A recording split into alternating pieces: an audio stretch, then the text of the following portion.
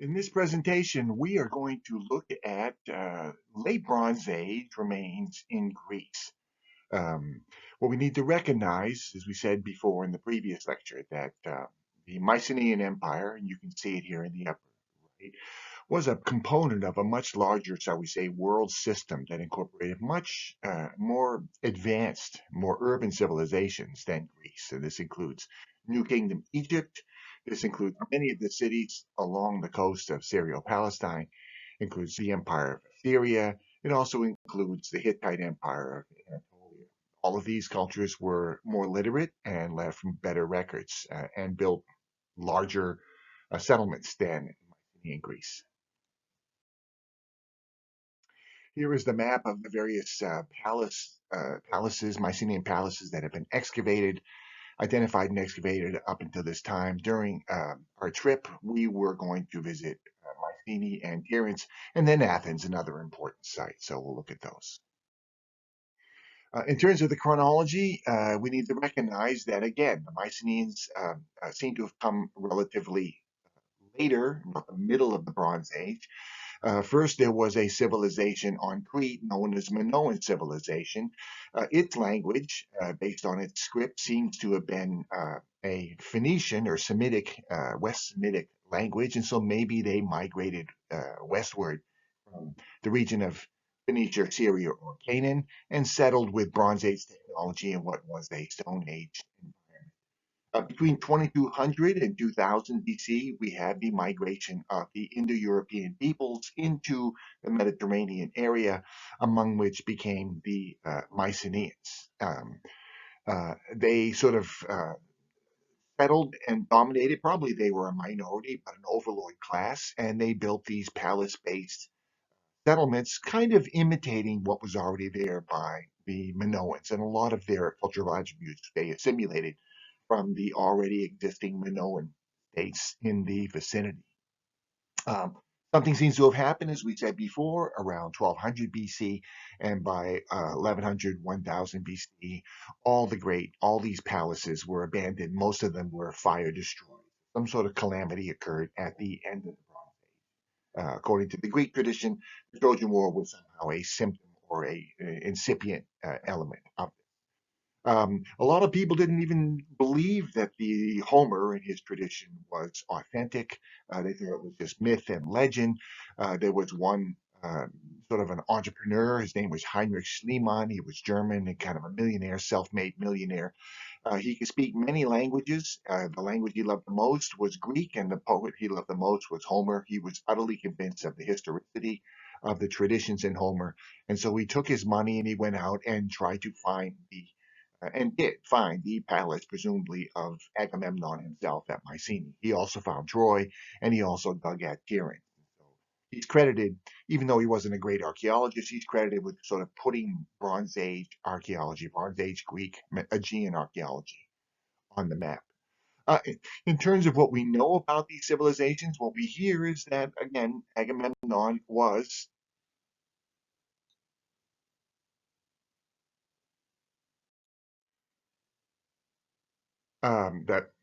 Agamemnon was described as king among kings. He was a king, but he had these petty kings as well. And um, in the script, the Linear B tablets, which is the language of the Mycenaeans, we hear about the Wanax, the great king, and then also these lesser kings, Basileus, Vasilis, which became the classical word for king in Greece.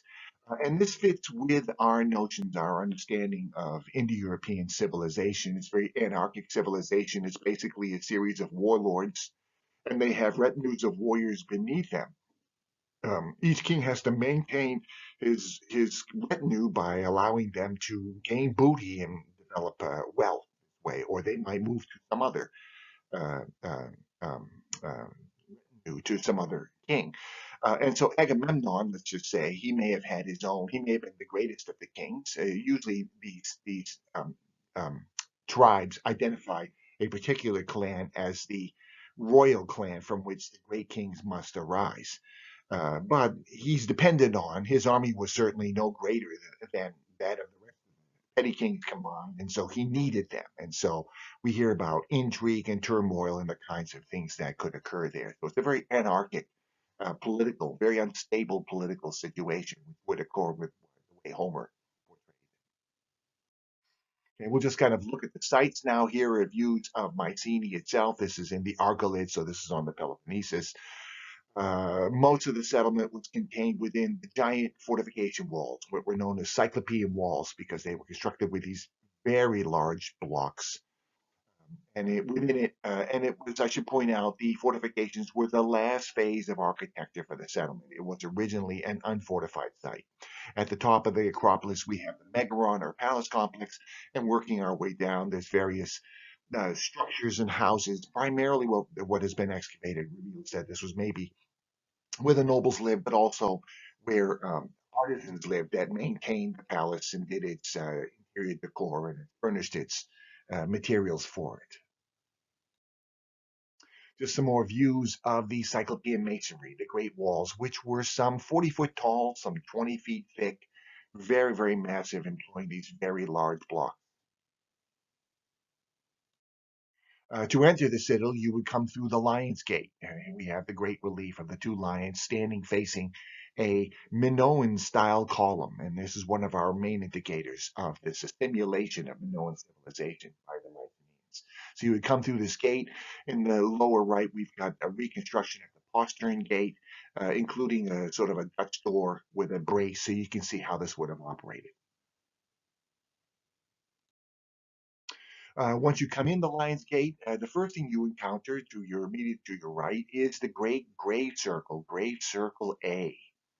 Um, Interesting features about this. First of all, it is one of the earliest features in Mycenae. It dates to approximately 1600 BC.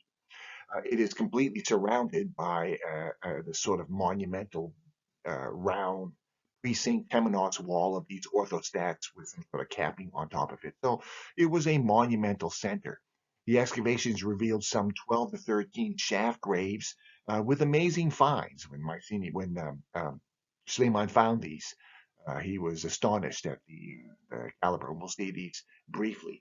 The second thing, so whoever was buried here, kings or otherwise, they were very wealthy, prominent people.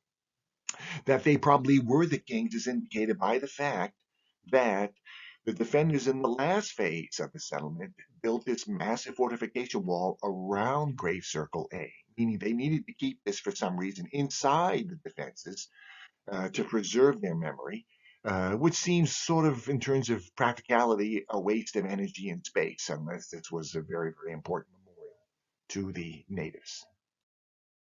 And here are some of the finds: the gold death mask, for example, that Schliemann encountered. He supposedly sent a telegram to the king of Greece saying, I have gazed upon the face of Agamemnon.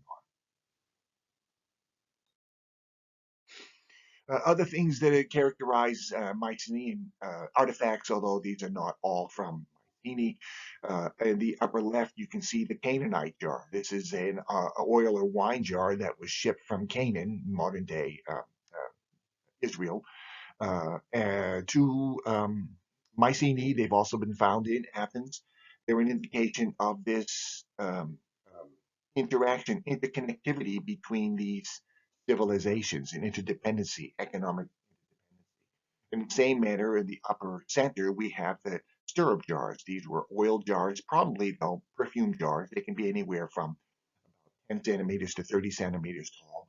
Probably they had olive oil mixed with some sort of aromatic plants, and they were shipped out as sort of luxuries in exchange. So we can see, let me put it this way: we can't be really certain what they were exchanging. These are the containers of the exchanges, and we find stirrup jars in Egypt in the same manner that we find these Canaanite jars in Mycenae. Uh, to the right, we have the panoply of armor, the famous Dendra panoply, which conformed with the descriptions in Homer, which a lot of archaeologists thought it's not possible. They could have had metal weaponry. And here is this sort of metal plated, sort of like a football shoulder thing with plates held together by leather thongs, and you could raise and lower your arms. The helmet is the most interesting feature. It is composed of boar's tusks. And what we are told is that Mycenaean warriors had to go out and hunt boars and earn their helmet as proof of their ability as warriors. Other important features, we have the gold and ivory inlaid sword here. Again, ivory probably coming from Africa, um, gold from northern Greece. To the right, you have amber. This is an amber signet ring and a cylinder seal. These are used to inscribe your name on an envelope if you were sending messages, clay envelope if you were sending messages to anyone. And it's an indication of your heraldic badge, shall we say. Amber, the nearest source is the Baltic Sea, and it is some indication that perhaps Mycenaean economic connections, trade connections extended that far all the way to the Baltic. Much of what we know, what little we know, I should say, about the Mycenaeans survives in these clay tablets. These are linear B tablets that were fire hardened at the time of destruction. They're temporary records. All they are sort of archival records denoting how many slave women, how many sheep, how many ounces of gold had been brought in by different booties and things like this. I mean, different booty raids. Um, Linear B has been proven to be a protoform of Greek, an Indo-European language, and a protoform of so what we have a sense of is this sort of hierarchy of warriors who serve these petty kings who served the great king, much as described in the Trojan epic this way. We have some reliefs that portray these warriors. Interesting one, the one I like, the famous Mycenaean warrior vase, the Mycenaean warriors marching in formation. In the upper right, we have this heavily reconstructed painting, and it shows these Mycenaean warriors fighting with people who are wearing animal skins. Interesting that they perceive themselves maybe as an advanced civilization.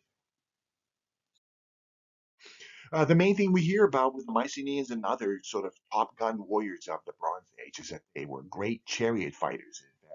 There's an Indo-European word, Marianu, for these chariot warriors that became sort of a loan word.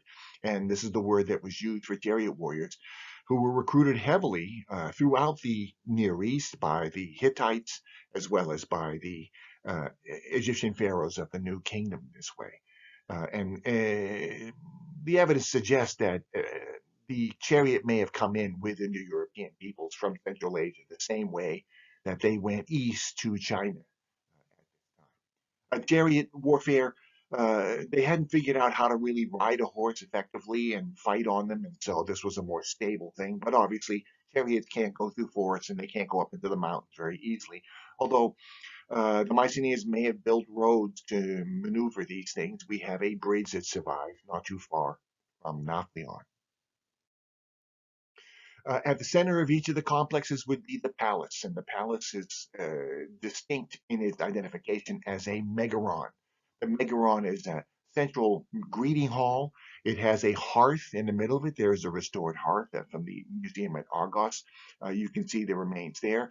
Around it would have an open ceiling for this reason, and you would have four pillars or posts, wooden posts holding up the ceiling.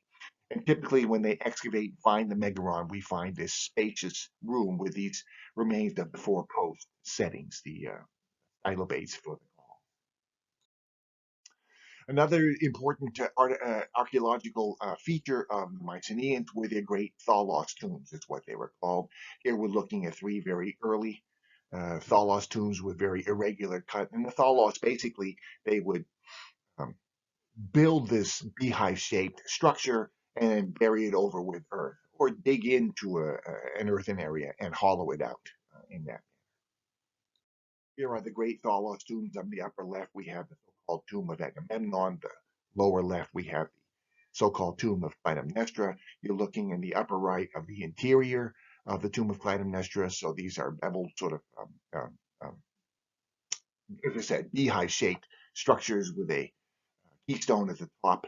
The plinth above the door supposedly weighs about 15 tons.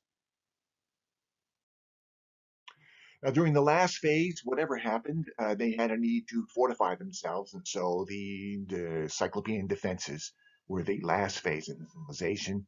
Here you see the postern gate, back way out to attack if you were being attacked.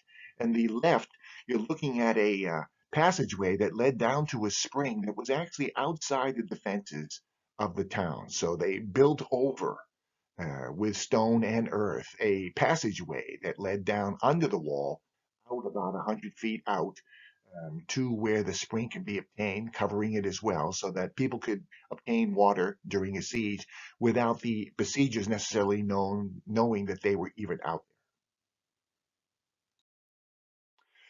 Moving to Tiryns, this is the site near Napoleon.